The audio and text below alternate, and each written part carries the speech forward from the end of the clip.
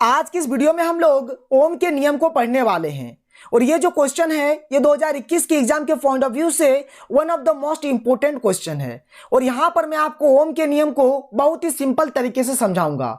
अगर आप एक बार हमारे इस वीडियो को कंप्लीट देख लेते हैं तो आप 7 जन्मों तक ओम के नियम को नहीं भूलेंगे। और ये जो ओम के नियम का जो क्वेश्चन है अगर ये एग्जाम में पूछा जाता है तो यहां से आपको 5 नंबर दिया जाएगा। यहां पर हम लोग सबसे पहले ओम के नियम को देखेंगे, फिर हम लोग इसके प्रमाण यानी कि इसके प्रूफ को देखेंगे। तो चलिए सबसे पहले बात करते हैं कि ओम का नियम क्या होता है। तो देखिए सबसे पहले हम लोग देखेंगे कि ओम का नियम क्या है। ठीक है, तो देखिए किसी चालक के 2 सिरों के बीच उत्पन्न विभवांतर यानी कि भी उस चालक से होकर प्रवाहित होने वाली विद्युत धारा I के समानुपाती होती है, जहां चालक का ताप समान रहना चाहिए। बात समझ में आ रहा है? कुछ भी नहीं समझ में आ रहा है, एकदम कोई दिक्कत नहीं, आप प्रेम से समझिए। ठीक है, जैसे कि मान के चलिए ये हमारे पास क्या है, कोई एक चालक है। अब ये जो चालक है इसका 2 सिरा है, एक सिरा ये हुआ, एक सिरा ये हुआ। अभी आप इस प्रकार से समझिए।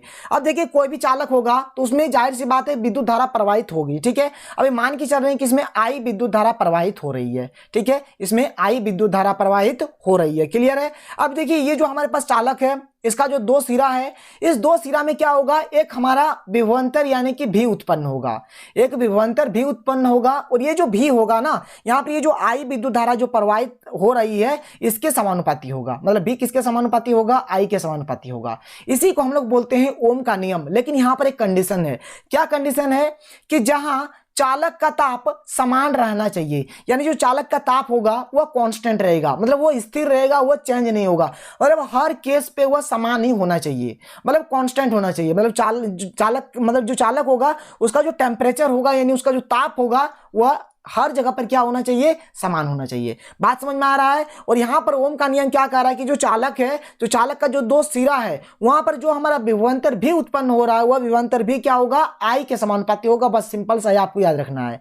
मतलब अर्थात देखिए लिखा हुआ है कि भी समानुपाती किसके होगा, I के समानुपाती होगा।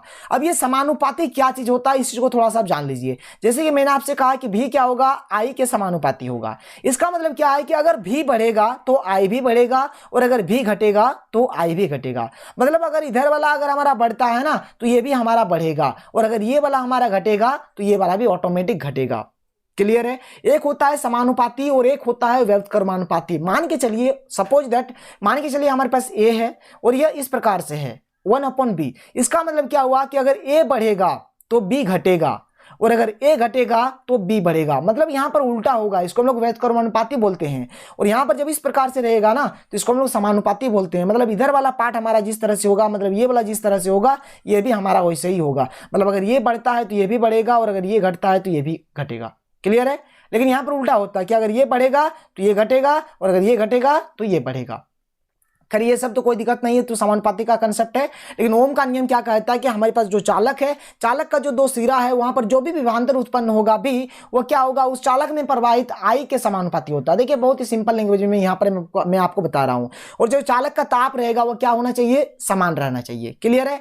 तो यहां से हम लोग बोल सकते हैं कि अर्थात भी समानुपाती होगा I के। और देखिए जब ये जो समानुपाती हो, व्युत्क्रमानुपाती हो, जब ये हटता है ना तो एक कांस्टेंट आता है जिसको हम लोग बोलते हैं समानुपाती कांस्टेंट। क्लियर है?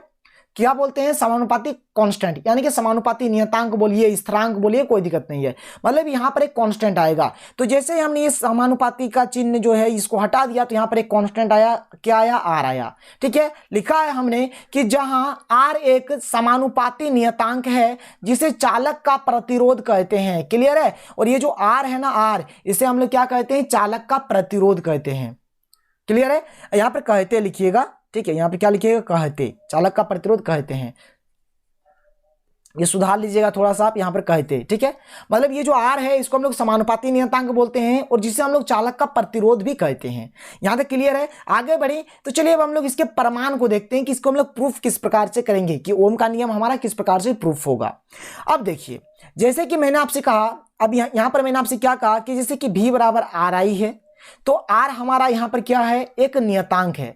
नियतांक मतलब क्या होता है, कांस्टेंट। कांस्टेंट मतलब क्या, जो कभी भी बदलेगा नहीं, मतलब हर कंडीशन में वो एक ही जैसा रहेगा, हर कंडीशन में वो समान रहेगा। चाहे आप भी का मान कुछ ले लीजिए, आई का मान कुछ ले लीजिए, लेकिन आर का मान क्या होगा, सेम टू सेम होगा। तो यहाँ से हम चाहे तो देखिए, जैसे भी बराबर आर आई है, तो यहाँ से हम लोग क्या बोल सकते हैं कि आर हम लोग निकाल सकते हैं। तो आर बराबर क्या हो जाएगा, भी बटा आई हो जाएगा। आर हम लोग क्या निकालेंगे, आर बराबर क्या हो जाएगा, भी बटा आई हो जाएगा। अब देखिए ओम का नियम का जो प्रमाण होगा, यहीं से हमको ओम का नियम का प्रमाण मिलेगा। जैसे कि मैंने आपसे क्या कहा कि आर हमारा क्या है, एक समानुपाती नियतांक है। नियतांक मतलब क्या, कांस्टेंट, जो बदलेगा नहीं, हर कंडीशन में समान रहेगा। ठीक है, तो अभी जो प्रमाण देखेंगे तो वहां पर हर केस में आपको आर का मान समान मिलेगा, आर का मान समान मिलेगा। अब कैसे मिलेगा, चलिए इस चीज को भी हम लोग आगे बात करते हैं। तो देखिए यहाँ पर प्रमाण में ओम के नियम के प्रमाण के लिए एक बैटरी लेते हैं, एक स्विच लेते हैं, एक एमीटर लेते हैं, एक रियोस्टेट को हम लोग RH से डिनोट करते हैं, तो एक रियोस्टेट लेते हैं, को निम्नलिखित चित्र के अनुसार व्यवस्थित करेंगे तथा एक वोल्टमीटर को प्रतिरोध के पार्श्व क्रम में संयोजित करेंगे। क्लियर है, देखिए यहाँ पर हमने क्या क्या लिया है। तो पहला बात, हमने एक बैटरी लिया है, यहाँ पर हमने एक स्विच लिया है, यहाँ पर हमने एक एमीटर लिया है, हमारे पास एक प्रतिरोध है, और यहाँ पर हमारे पास एक क्या है, रियोस्टेट है। क्लियर है। अब हमने क्या किया है, देखिए वोल्ट मीटर एक लिया है जो प्रतिरोध के पार्श्व क्रम में जुड़ा हुआ है। ये प्रतिरोध के पार्श्व क्रम में मैंने क्या किया है, यहाँ पर एक वोल्ट मीटर को जोड़ दिया है। अब थोड़ा सा यहाँ पर आप याद रख लीजिए, जैसे कि ये जो हमारा एमीटर है, एमीटर, ठीक है, एमीटर का काम क्या होता है, धारा मापने का। इसको हिंदी से हम लोग कहते हैं धारा मापी। इसको क्या बोलते हैं, हिंदी से हम लोग धारा मापी बोलते हैं, जो धारा को मापता है, मतलब धारा मापता है। ये क्या करता है, धारा मापता है। क्लियर है। अब ये जो भी इस टाइप का आप देख रहे हैं, इसको हम लोग बोलते हैं वोल्ट मीटर। क्या बोलते हैं, इसको बोलते हैं वोल्ट मीटर, वोल्ट मीटर। और वोल्ट मीटर का काम क्या होता है, ये विभव या फिर विभवांतर को मापता है, विभव मापी जिसको हम लोग हिंदी से बोलते हैं। ठीक है, और ये क्या करता है, विभव या फिर विभवांतर को मापता है, विभव मापता है। क्लियर है, बात समझ में आ रहा है, कोई दिक्कत वाली बात नहीं है। चलिए इस चीज को आप याद रखिएगा, बहुत ही इंपॉर्टेंट है। एमीटर, ये जो एमीटर है, एमीटर का काम, इसको हिंदी से बोलते हैं धारा मापी, और ये धारा को मापता है। और ये जो भी है, इसको बोलते हैं वोल्ट मीटर। वोल्ट मीटर का काम क्या होता है, इसको हिंदी से हम लोग विभव मापी बोलते हैं, और ये विभव को मापता है, यानी कि विभवांतर को मापता है। क्लियर है। आगे बढ़ी तो आगे देखिए इसका प्रमाण।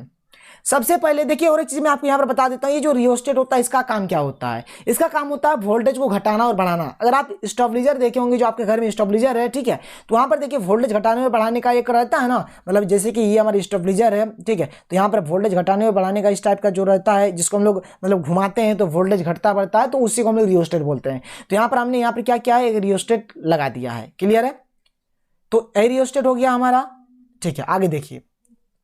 सबसे पहले हम लोग क्या करते हैं, तो स्विच को ऑन करते हैं तथा वोल्टमीटर द्वारा विभवांतर का और एमीटर द्वारा विद्युत धारा का मान ज्ञात करते हैं। क्लियर है। सबसे पहले हमने स्विच को ऑन किया, और स्विच को ऑन करके हमने क्या किया, वोल्टमीटर द्वारा विभवांतर का मान, जो भी विभवांतर का जो भी वैल्यू था, जो भी मान था, उसको माप लिया, और एमीटर द्वारा क्या किया, हमने विद्युत धारा का मान को माप लिया और ज्ञात कर लिया। तथा इसके बाद प्रतिरोध R, देखिए R का मान ज्ञात करते हैं। क्लियर है। देखिए सिंपल सा कहानी है। हम लोग क्या करते हैं, सबसे पहले स्विच को ऑन करते हैं, और स्विच को ऑन करके हम लोग क्या करते हैं, वोल्टमीटर के द्वारा विभवांतर का मान माप लेते हैं, और एमीटर द्वारा विद्युत धारा का मान माप लेते हैं। और फिर हम लोग क्या करते हैं, प्रतिरोध का मान ज्ञात करते हैं। प्रतिरोध का सूत्र मैंने आपको शुरू में ही बताया कि R बराबर क्या होता है, V बटा I होता है। तो R बराबर V बटा I, इस फॉर्मूले की मदद से हम लोग क्या करते हैं, R का मान ज्ञात करते हैं। ठीक है। अब रियोस्टेट द्वारा विभवांतर का मान बारी बारी से बदलते हैं, और वोल्टमीटर द्वारा विभवांतर का मान ज्ञात करते हैं, और हर बार एमीटर द्वारा विद्युत धारा का मान ज्ञात करते हैं। तो पाते हैं कि हर बार प्रतिरोध यानी कि R का मान समान है। इससे ओम के नियम की प्रमाण मिलती है। क्लियर है। जैसे कि मैंने आपसे शुरू में ही कहा था, क्या कहा था कि जैसे हमारा यहाँ पर देखिए, जैसे कि मैंने आपसे शुरू में क्या कहा कि भी किसके समानुपाती होता है, I के, और जब यहाँ पर समानुपाती का चिन्ह हटता है तो यहाँ पर एक कांस्टेंट आता है जिसको हम लोग बोलते हैं R, जिसे हम लोग प्रतिरोध भी बोलते हैं। अब देखिए, जो आप ओम का नियम का प्रमाण करेंगे तो हर केस में R का मान समान होना चाहिए, क्योंकि ये एक स्थिरांक है, ये कांस्टेंट है, तो हर जगह पे R का वैल्यू क्या होना चाहिए, समान होना चाहिए। तो हम लोग यहाँ पर क्या करते हैं, सबसे पहले स्विच को ऑन करते हैं। स्विच को ऑन करने के उपरांत हम लोग क्या करते हैं, वोल्टमीटर से विभवांतर का मान माप लेते हैं, और एमीटर से विद्युत धारा का मान ज्ञात कर लेते हैं। और फिर हम लोग सूत्र लगाते हैं, कौन वाला, R बराबर V बटा I वाला, और वहां से हम लोग प्रतिरोध R का मान ज्ञात कर लेते हैं। अब क्या करते हैं, जो रियोस्टेट है, रियोस्टेट का काम क्या होता है, वोल्टेज को घटाना बढ़ाना। तो हम लोग रियोस्टेट से क्या करते हैं, कभी वोल्टेज को बढ़ा लेते हैं तो कभी घटा लेते हैं, मतलब अगर बढ़ा के देखते हैं, कभी घटा के देखते हैं, बढ़ा के देखते हैं, घटा के देखते हैं। इस प्रकार से हम लोग बारी बारी से मतलब वोल्टेज को बदल देते हैं। और फिर हम लोग वोल्टमीटर के द्वारा विभवांतर का मान ज्ञात करते हैं और एमीटर द्वारा हर बार विद्युत धारा का मान ज्ञात करते हैं। तो हर बार हम लोग क्या पाते हैं कि जो आर है ना, आर यानी जो प्रतिरोध है उसका मान समान है। मतलब इससे इसका मतलब क्या है कि आर सच में क्या है, एक कांस्टेंट है। इससे हमारा क्या होता है, ओम का जो नियम है ये यहां से प्रूफ हो जाता है। क्लियर है, समझ में आया? देखिए बहुत ही सिंपल सा डेफिनेशन है, मैंने बहुत ही सिंपल तरीके से यहां पर लिखा हुआ है। अगर आप एक बार पढ़ेंगे तो आपका याद हो जाएगा। आगे बढ़े, चलिए आगे देखिए क्या होता है कि जो हमें यहाँ पर जो भी डाटा मिल रहा है, जो भी यहाँ पर आंकड़ा हमें प्राप्त हो रहा है, उसको लेकर अगर हम लोग यहाँ पर एक ग्राफ खींचे तो ग्राफ हमको कुछ इस प्रकार से मतलब एक सरल रेखा टाइप का एक ग्राफ मिलेगा। देखिए यहाँ पर लिखा है कि प्राप्त आंकड़ों के अनुसार एक ग्राफ खींचने पर ग्राफ की आकृति सरल रेखीय मिलती है जो ओम के नियम को प्रमाणित करती है। क्लियर है? जैसे ये हमारा एक्स अक्ष हो गया, ये हमारा वाई अक्ष हो गया, इधर हमने ले लिया विद्युत धारा आई और हमने ये जो वाई अक्ष है इसको हमने ले लिया विभवांतर भी। और जब हमने ग्राफ खींचा ना तो इससे क्या हो रहा है कि मतलब यहाँ पर देखिए आई का जब मान ले रहे हैं तो यहाँ पर भी का मान, इस प्रकार से ये मान तो इस प्रकार से ये मान मिल रहा है, इस प्रकार से ये मान तो इस प्रकार से ये मान मिल रहा है। मतलब यहाँ पर हमें क्या हो रहा है, एक सरल रेखा मिल रहा है। यहाँ पर ये जो हमें यहाँ पर एक ग्राफ किस प्रकार से मिल रहा है, एक सरल रेखीय ग्राफ यहाँ से हमको मिल रहा है। तो इसी से क्या होता है, ओम का नियम का प्रमाण यहाँ से हमें मिल जाता है। अब देखिए बहुत सारे बच्चे का प्रॉब्लम है या फिर डाउट है कि सर ये जो विद्युत धारा है, मैंने बहुत सारे बुक में या फिर बहुत सारी जगहों में विद्युत धारा को यहाँ पर लेते हुए दिखा है, विभवांतर को यहाँ पर लेते हुए देखा है, तो इससे कुछ होगा क्या? नहीं, कुछ दिक्कत वाली बात नहीं है। आपको जहाँ जो लेना है आप ले सकते हैं, विभवांतर को जहाँ लेना है ले लीजिए, विद्युत धारा को जहाँ लेना है ले लीजिए। लेकिन मैंने यहाँ पर जो एनसीईआरटी बुक है आपका, तो उसके अकॉर्डिंग जब मैंने देखा तो यही चीज था, मैंने वही चीज यहाँ पर लिख दिया। कोई दिक्कत वाली बात नहीं, आप लिख सकते हैं। तो ये था हमारा ओम का नियम का प्रूफ। अगर वीडियो पसंद आया है तो वीडियो को लाइक कर दें और अगर आपने अभी तक हमारे चैनल को सब्सक्राइब नहीं किया, सब्सक्राइब करके बेल का आइकन को प्रेस कर लें। और जैसे कि मैंने आपसे कहा था कि आप 7 जन्मों तक नहीं भूलेंगे, तो वाकई आप 7 जन्मों तक नहीं भूलेंगे। तो चलिए मिलते हैं अगले वीडियो में। Thank you.